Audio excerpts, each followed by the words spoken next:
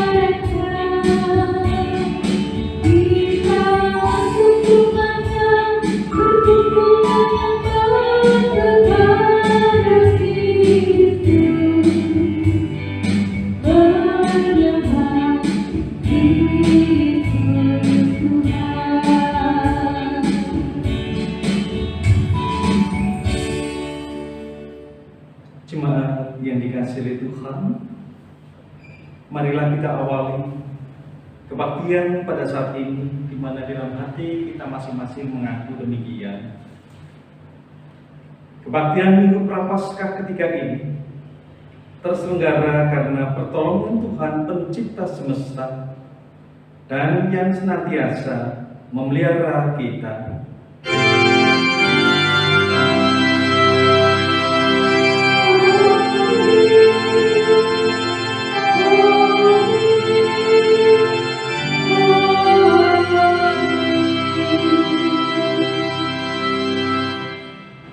Kasih karunia dan damai sejahtera dari Allah Bapa kita dan dari Tuhan Yesus Kristus menyertai saudara sekalian dan menyertai saudara juga.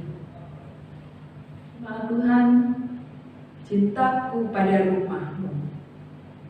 Tema ini akan kita hayati bersama pada hari ini melalui kisah penyucian bait Allah yang dilakukan Yesus. Penyediaan hewan-hewan korban dan penukaran uang untuk keperluan peribadatan umat telah bergeser untuk kepentingan sendiri. Ia marah karena bait Allah yang tidak lagi dipakai untuk menyatakan cinta manusia kepada Allah, namun hanya untuk kepentingan sendiri. Panggilan Allah kepada kita untuk menyatakan bakti kita kepadanya, kita ungkapkan dengan peribadahan yang kita selenggarakan. Untuk menghayati panggilan Tuhan, mari kita datang baginya dan memuji bagi kemuliaan namanya. Kita memuji dari Kidung Jemaat 355, bait pertama dan yang ketiga, Yesus memanggil.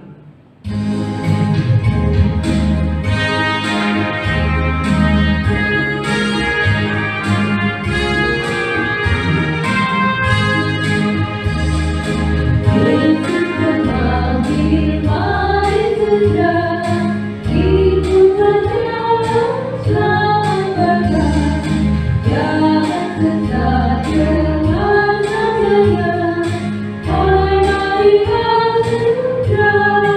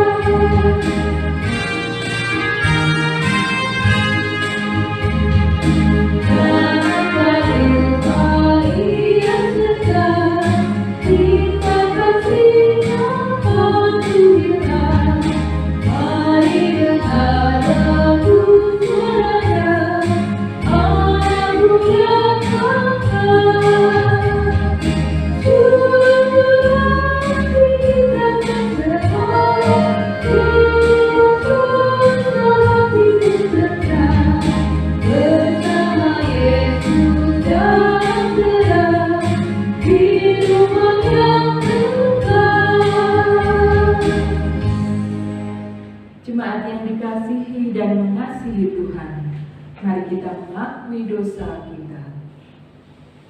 Ya Kristus, kami datang dengan pengakuan bahwa seringkali kami menjalani hidup dengan memusatkan kepada diri kami sendiri. Kami sering menutup mata atas cinta-Mu yang besar atas hidup kami. Kerap kali kami mengesampingkan keberadaan sesama kami dan mengejar hawa nafsu dan keserakahan kami.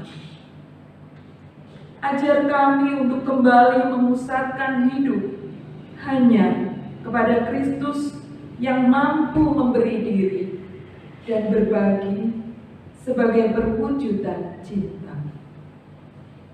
Inilah pengakuan kami. Dalam rahmat-Mu kami memohon pengampunan, belas kasih karunia, dan bersihkanlah ya Tuhan atas dosa kami. Amin. Mari kita sambut pengakuan dosa kita dengan memuji dari NKB 203 bait pertama dan yang kedua. Adakah tempat baginya?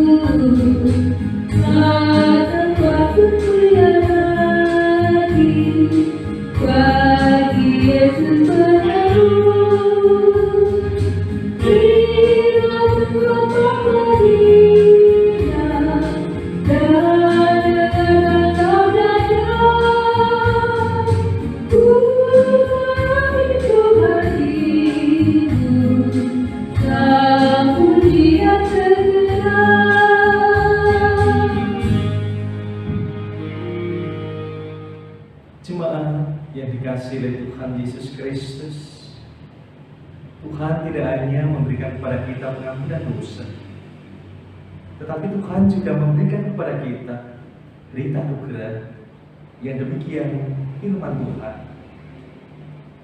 Kepada setiap orang yang telah menyesali dan mau bertobat dari segala dosanya, maka Tuhan bersabda, "Dosaku kuberitahukan kepadamu, dan kesalahanku tidaklah kusembunyikan.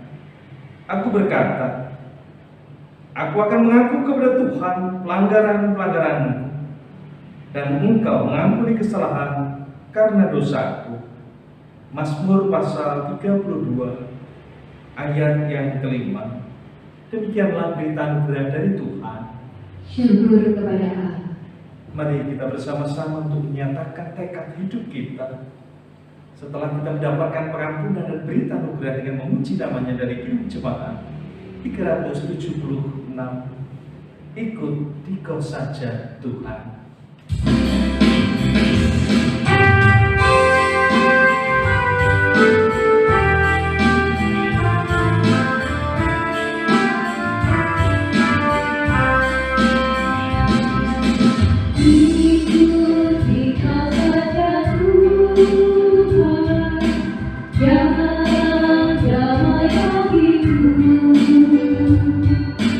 Aku sangat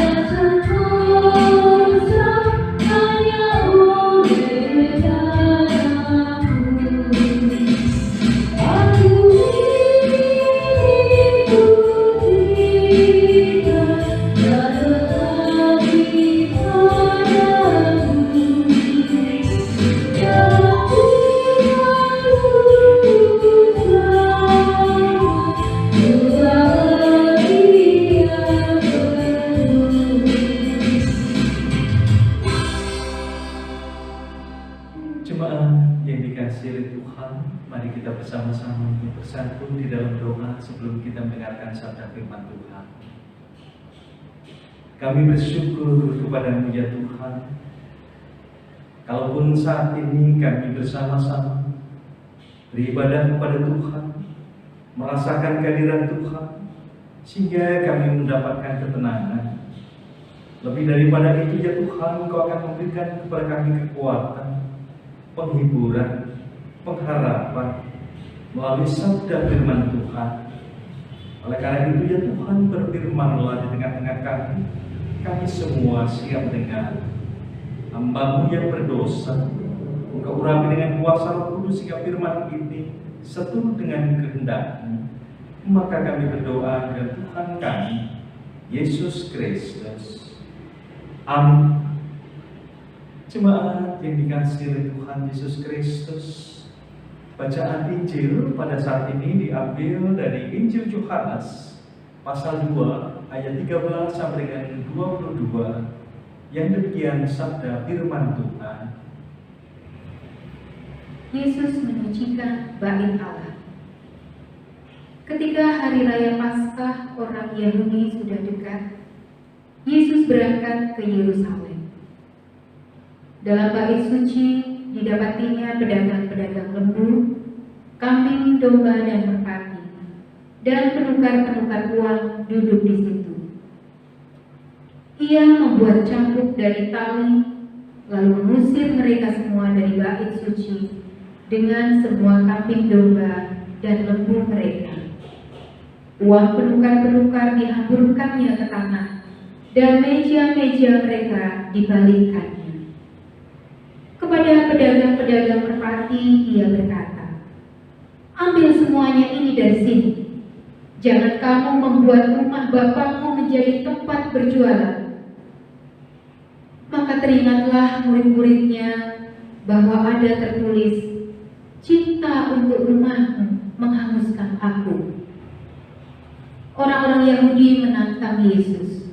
Katanya, "Tanda apakah dapat engkau tunjukkan kepada kami bahwa engkau berhak bertindak demikian?" Jawab Yesus kepada mereka, "Rombak bait Allah ini, dan dalam 3 hari aku akan mendirikannya kembali." Lalu kata orang Yahudi kepadanya, 46 tahun orang mendirikan bait Allah ini, dan engkau dapat membangunnya dalam 3 hari. Tetapi yang dimaksudkannya dengan bait Allah ialah tubuhnya sendiri. Kemudian sesudah ia bangkit dari antara orang mati, barulah teringat oleh murid-muridnya bahwa hal itu telah dikatakannya, dan mereka pun percayalah akan kitab suci dan akan perkataan yang telah diucapkan Yesus. Demikianlah Injil Yesus Kristus. Yang berbahagia ialah mereka yang mendengarkan firman Tuhan dan memeliharanya. Hosiana.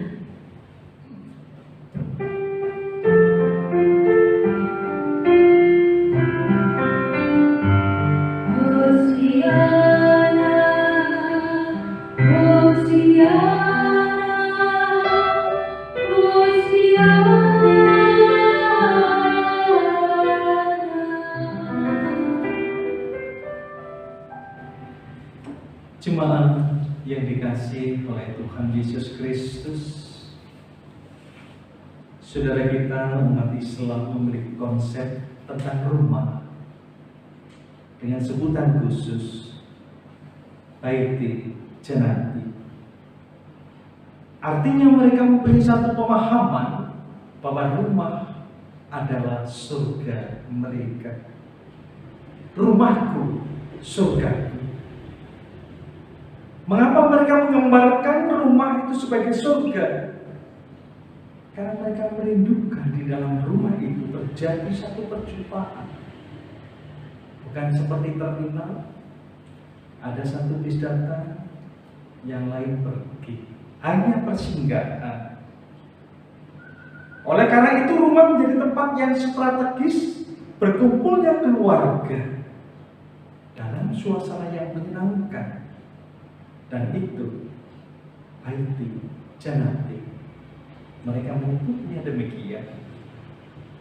Jemaat yang dikasihi oleh Tuhan Yesus Kristus, sebelum pandemi COVID-19, rumah seringkali seperti terminal.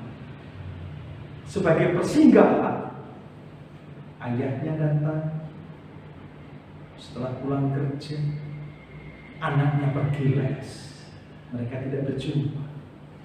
Anaknya datang, ibunya pergi arisan.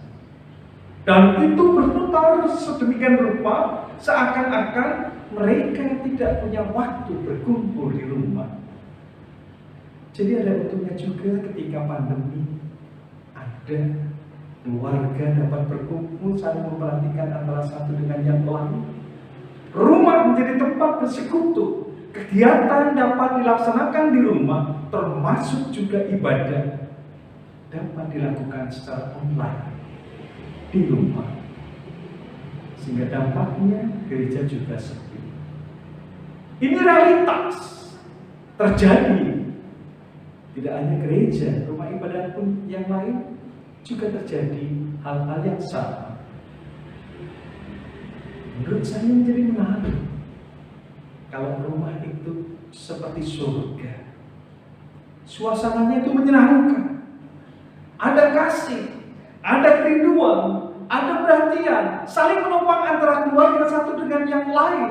Dan rasa surga itu membuat penghuni rumah menjadi betah, ingin selalu pulang, rindu dengan anggota yang berada di rumah. Sejauh orang bepergian, ia ingin kembali pulang ke rumah. Dan tentu kalau saya bertanya kepada Bapak, Ibu, serta saudara yang hadir pada saat ini, kita semua punya rumah. Entah itu kontrakan, entah itu cicilan, entah itu mewah, atau sederhana. Judulnya adalah kita punya rumah. Buat suasana nyaman di dalam rumah itu, sehingga ada canda, ada tawa, ada penghargaan. Tidak sekedar kita hanya betah, melainkan kita juga mengkuduskan rumah itu seperti suasana surga. Dan hal yang sama tentu kita juga menginginkan gereja sebagai rumah kita bersama, suasananya pun diupayakan seperti surga. Jemaat yang dikasihi oleh Tuhan Yesus Kristus, bacaan Injil pada saat ini Yohanes pasal 2 ayat 13 sampai dengan 22 dengan tema perayaan cintaku pada rumahmu. Kalau kita menyimak dan melihat teologi Perjanjian Lama, bait Allah adalah simbol kehadiran Tuhan. Itu sesuatu yang kudus. Dan ini dipahami oleh orang Yahudi. Dua peristiwa yang menjadi penanda Allah hadir. Yang pertama pada saat Musa dan bangsa Israel menyelesaikan pembangunan kemah suci, maka awan itu menutupi kemah pertemuan dan memuliakan Tuhan Allah yang mulia. Allah hadir di dalam kemah itu. Yang kedua, atau peristiwa lain, ketika Salomo selesai menyelesaikan pembangunan bait Allah, Salomo menaikkan doa. Apa yang terjadi? Ada api yang turun dari langit memakan habis korban yang disediakan, korban-korban sembelihan. Dan itu untuk memenuhi kemuliaan Tuhan di rumah Allah. Jemaat yang dikasihi oleh Tuhan Yesus Kristus, sampai dengan zaman Yesus ada pemahaman dari umat bahwa bait Allah tempat berdiam Tuhan, perjumpaan antara umat dengan mereka. Jadi kalau mereka berbondong-bondong ke bait Allah, mereka akan merasa bertemu dengan Tuhan. Karena pusat ritual itu ada di sana. Baik pada saat mereka berada di wilayah setempat, atau ketika mereka berada di luar sebagai seorang diaspora, keluar dari umat Israel pada waktu itu. Jemaat yang dikasih oleh Tuhan, panggilan untuk datang pada Tuhan menjadi satu ketaatan bagi umat untuk memenuhi panggilan Allah melalui Taurat, dan sebagai wujud kasih bahwa mereka telah diselamatkan oleh Tuhan, diawali di dalam kehidupan mereka sebagai bangsa yang terjajah, lalu mereka diajak untuk menjadi bangsa yang berdaulat, dan mereka dibebaskan dari perbudakan di Mesir. Pada saat Paskah, baik Allah di Yerusalem menjadi penuh sesak dengan orang-orang Yahudi yang dari berbagai macam tempat mereka berkumpul untuk memuji Tuhan. Mereka akan menunaikan kewajiban.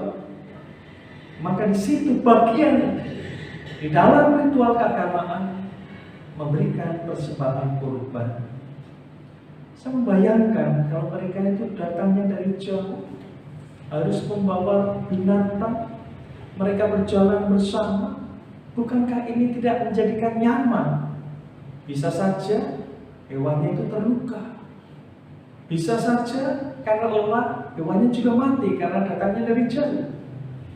Maka untuk membuat mereka nyaman, di bait Allah disediakan tempat untuk memudahkan para yang mengikuti ibadah itu memberikan persembahan kepada Tuhan.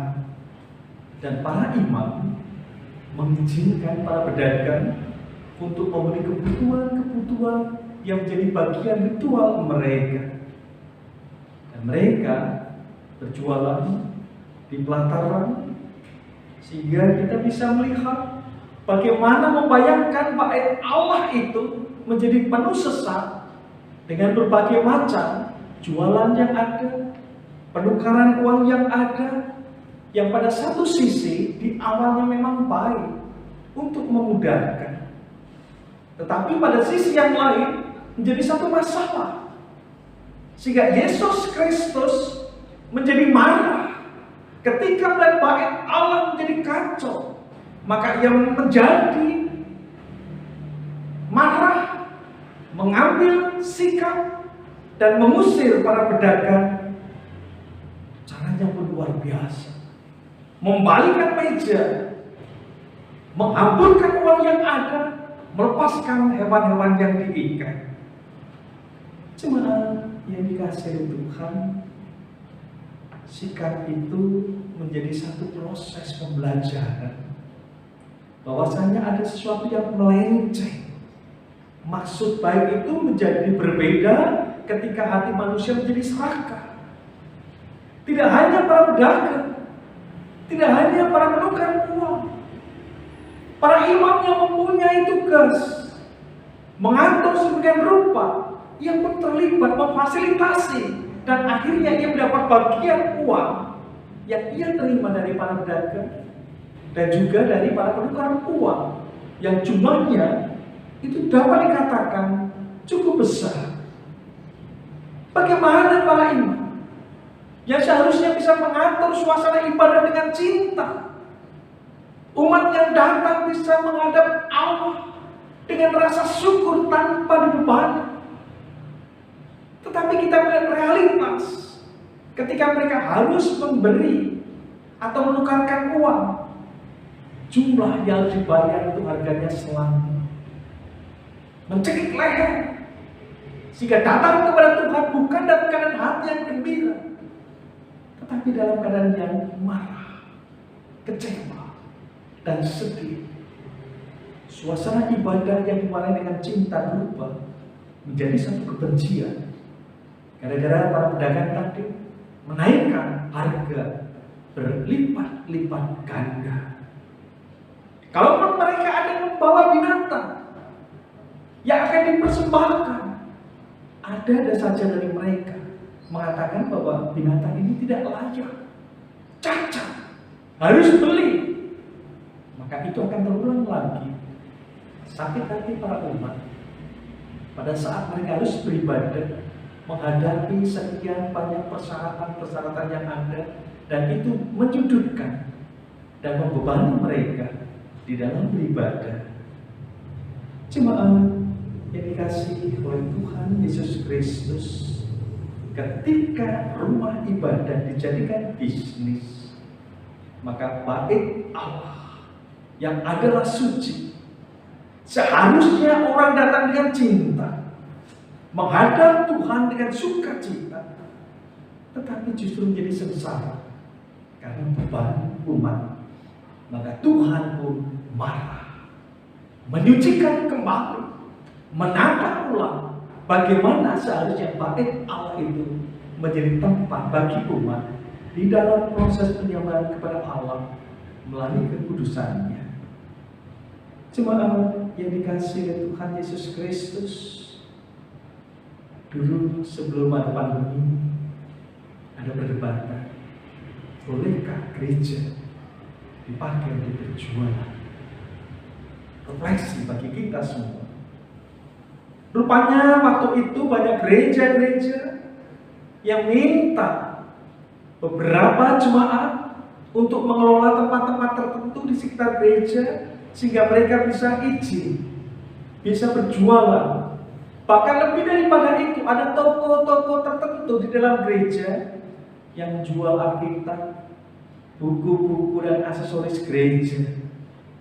Persoalan sekarang adalah bukan lagi boleh atau tidak gereja itu berjual, tetapi bagaimana persekutuan sebagai tubuh Kristus yang diambil bait Allah, bahwa gereja harus dimampukan untuk melihat realitas, menghadirkan Allah di dalam bentuk ketaatan dan kekudusan, tidak harus di dalam gereja saja. Apalagi di dalam konteks pandemi seperti ini, perjumpaan dengan Tuhan dapat dilakukan di rumah. Maka bagaimana kita dapat mewujudkan kasih Allah melalui ketaatan kepada Tuhan ketika beribadah tidak dalam rangka untuk mencari kepuasan sesaat, kepentingan sesaat, seperti para pedagang dan penukar uang pada waktu itu, sehingga Yesus marah. Praktek kotor apa yang terjadi di gereja kita yang menguntungkan perorangan, maka itu harus kita bersihkan. Ini penting di dalam kekudusan kita bersama. Maka mari kita menghayati hakikat gereja sebagai tubuh Kristus di dalam ikatan persekutuan untuk melakukan kasih, menghadirkan hadirat Tuhan di dalam kehidupan keseharian kita. Kehadiran Tuhan tidak dibatasi pada saat ini melalui gereja. Tuhan pun dapat dihadirkan di ruang publik. Dan kekudusan Tuhan bukan dalam hal ini ketika kita menerima sesuatu, tetapi bagaimana kita juga bisa memberi sesuatu. Tidak hanya mencari untung dengan cara memeras seperti para pedagang dan penukar uang, tetapi memberi di dalam bentuk pelayanan diakonia yang tepat. Membalik dari sikap pedagang dan penukar uang pada saat itu, kita semua memberi dalam konteks pandemi. Karena apa? Di luar banyak orang yang membutuhkan. Seperti yang sudah kita lakukan di dalam aksi sosial Natal, jemaat yang terkena COVID-19, yang terkena dampak ekonomi COVID-19 dan lain sebagainya, kita tolong. Tidak hanya jemaat, masyarakat pun kita tolong.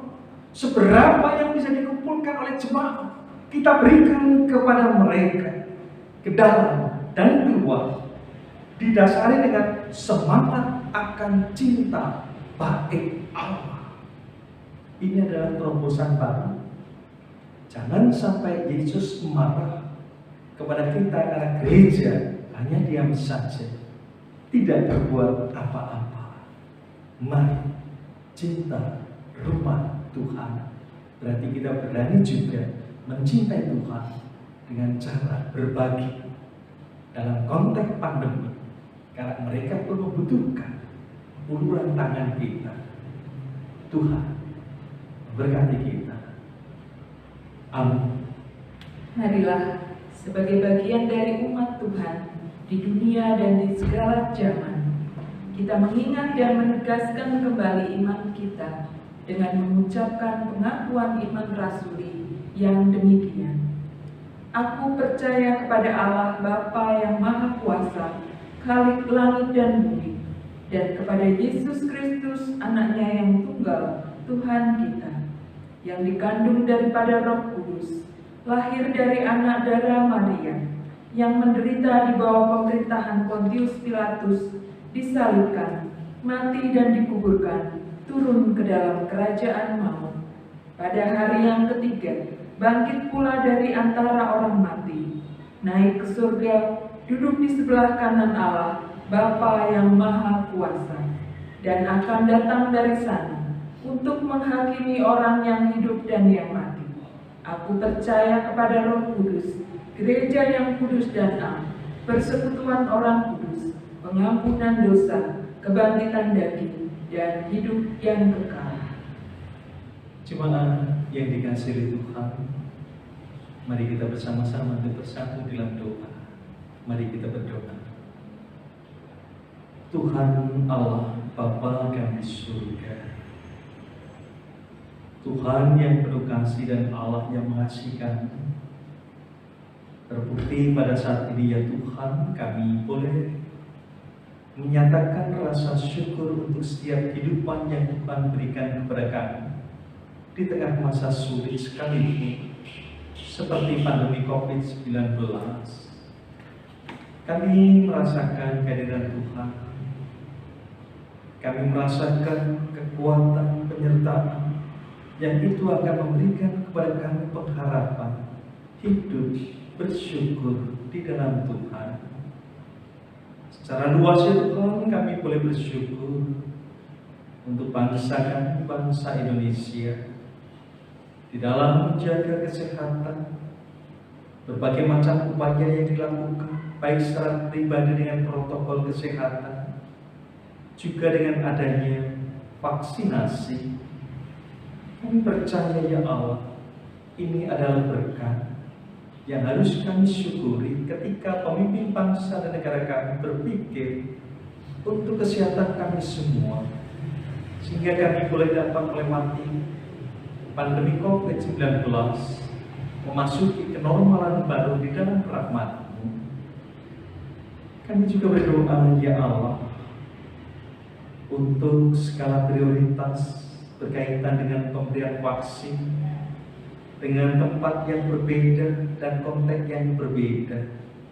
Kiranya kami semua sebagai masyarakat dapat bersabar bahwa secara cepat ataupun lambat kami pun akan mendapatkan vaksin, memperkebal di dalam kesehatan kami, dan kami semua tetap untuk mengenakan protokol kesehatan, pengharapan kepada Tuhan di dalam iman dan juga hidup yang baik. Kami bersyukur ya Tuhan untuk Kabupaten Tegal, bagaimana proses vaksin itu diberikan, berjalan di dalam rahmat-Mu, pelan tetapi pasti.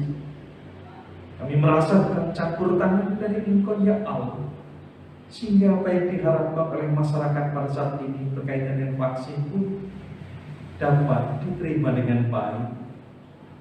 Kami berdoa untuk pemerintahan Kabupaten Tegal, Engkau berkati. Kami juga merasakan ya Tuhan, ada bencana lain di tempat kami berkaitan dengan hujan, banjir, tanah longsor. Kiranya kebersamaan itu dapat terwujud nyata ketika kami terpanggil untuk ambil bagian di dalamnya bersama dengan lintas agama ataupun instansi yang terkait, sehingga dalam proses semuanya itu berjalan di dalam rahmat-Mu. Kami bersyukur ya Tuhan untuk penyertaan di dalam jemaat GKJ Selawi yang sakit yang terbeban, yang mengharapkan pertolongan Tuhan, kami percayakan di dalam janji-Mu ya Allah. Sebagaimana Engkau berfirman pada kami, barang siapa yang merasa letih lesu dan berbeban berat datang kepada Tuhan, maka Engkau sendiri ya Allah, Ia akan memberikan kelegaan, pemulihan jemaat yang sakit, jemaat-Mu yang letih lesu. Tetap kami harapkan di dalam satu proses bahwa Engkau akan menopang, Engkau akan menolong. Karena kami tahu ya Tuhan bekerja dalam segala sesuatu untuk mendatangkan kebaikan bagi orang yang mengasihi Engkau. Kami juga bersyukur ya Tuhan untuk keluarga demi keluarga yang Kau berkati, merasakan kebahagiaan kebersamaan dalam menikmati kehidupan yang Tuhan berikan. Apapun yang dirasakan di dalam dinamika, kami melihat kebaikan-kebaikan Tuhan, sehingga harapan keluarga demi keluarga jemaat merasakan berbahagia. Anak-anak kami ya Allah, mereka yang mempersiapkan diri untuk ujian sekolah, ujian praktek ataupun tes, Tuhan juga berkati kesehatan, hikmah, dan kekuatan sehingga semuanya itu akan dilalui dengan baik. Mereka memiliki pengharapan tentang masa depan yang ada. Kami berdoa untuk pemuda remaja yang mencari pekerjaan, Tuhan juga berkati di tengah-tengah kesulitan hidup. Dalam dinamika yang ada, kami tetap memandang Tuhan tidak pernah membiarkan. Maka kesetiaan, tanggung jawab, dan relasi hubungan antara jemaat dengan Tuhan kiranya menjadi cara Engkau memberikan yang indah pada masanya. Kami berdoa ya Tuhan untuk setiap kegiatan yang berkaitan dengan gereja, baik di dalam Natal layanan, kesaksian pelayanan, pembinaan warga gereja. Kiranya Tuhan berkati sehingga para majelis dan juga jemaat di sini dapat melakukan dengan baik dan benar, tetap terus berkarya, sehingga gereja tidak diam, tetapi gereja juga tampil di ruang publik untuk bisa memberikan berkat kepada orang lain. Karena untuk itulah gereja diberkati, untuk menjadi berkat bagi banyak orang. Bapa di surga, keyakinan bahwa pergumulan di dalam kehidupan tentu teramat banyak dan tidak dapat kami sampaikan satu persatu, tidak dapat kami catat, tetapi di dalam pengharapan dan kemenangan Tuhan mengetahuinya.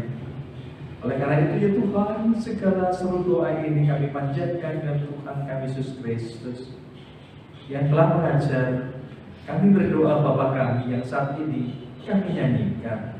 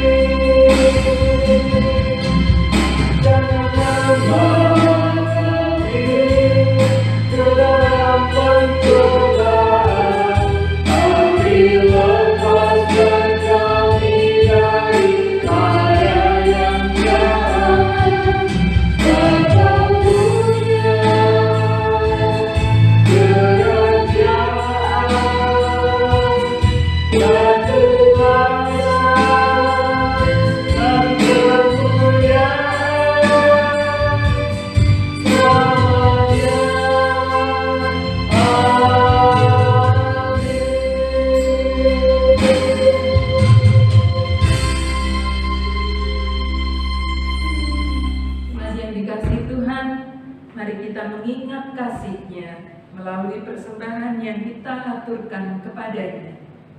Firman Tuhan di dalam 1 Petrus 2 ayat yang kelima. Dan biarlah kamu juga dipergunakan sebagai batu hidup untuk pembangunan suatu rumah rohani, bagi suatu imamat kudus, untuk mempersembahkan persembahan rohani yang karena Yesus Kristus berkenan kepada Allah. Mari kita memuji dari PKJ 146 bait pertama dan yang ketiga. Bawa persembahan.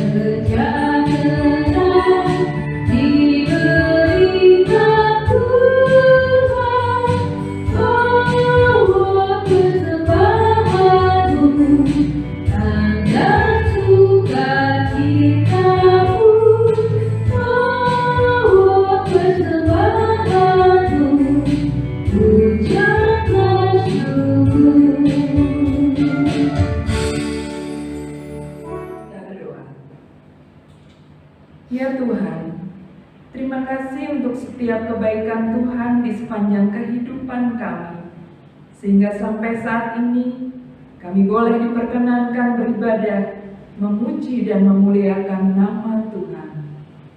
Terlebih kami dapat mengungkapkan syukur kami lewat persembahan kami yang begitu kecil dibandingkan dengan begitu besarnya berkat dan rahmat Tuhan di sepanjang hidup kami. Izinkanlah melalui persembahan ini kami memuliakan Tuhan, dan ajarlah kami dan mampukan kami untuk menjadikan ibadah kami sebagai persembahan dan kasih kami kepada Tuhan. Bila di dalam persembahan kami terselip dosa dan kesalahan, ampunkanlah Bapa. Seluruh doa kami naikkan ke dalam nama Bapa, Putra, dan Roh Kudus.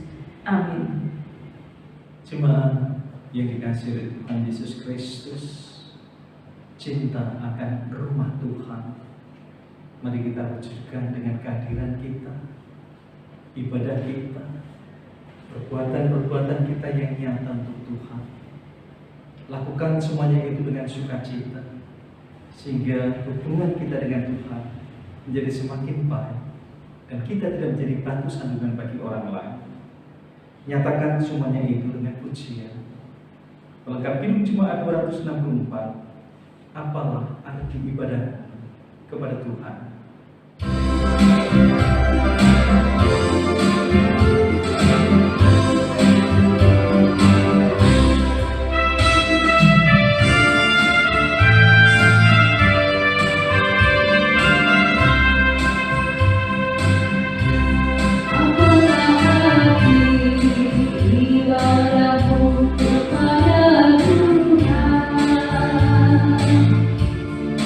Bila dia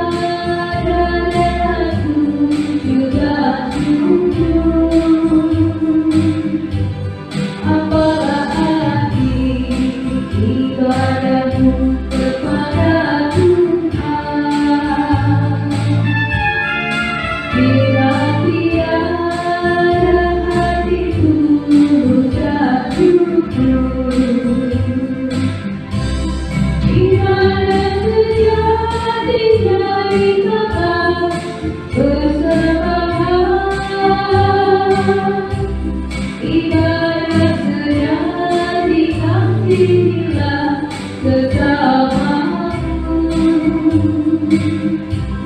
Ibadah sejati yang berkenan bagi Tuhan. Jujur dan tulus ibadah murni bagi Tuhan.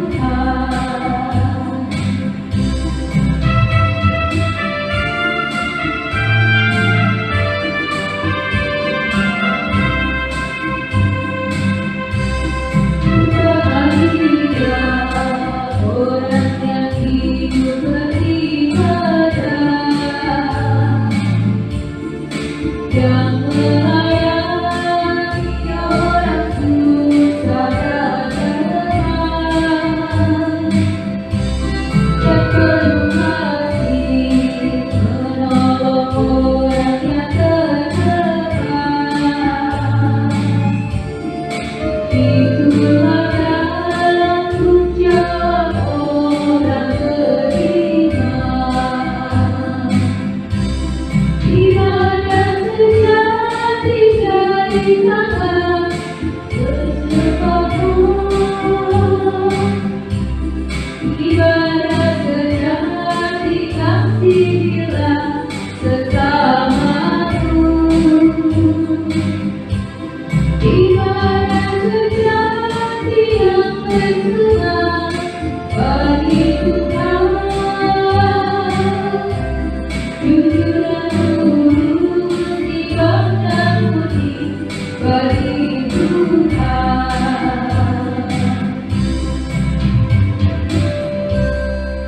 Jemaat yang dikasihi Tuhan, rayakan perjumpaan kita dengan Kristus di dalam kehidupan kita masing-masing.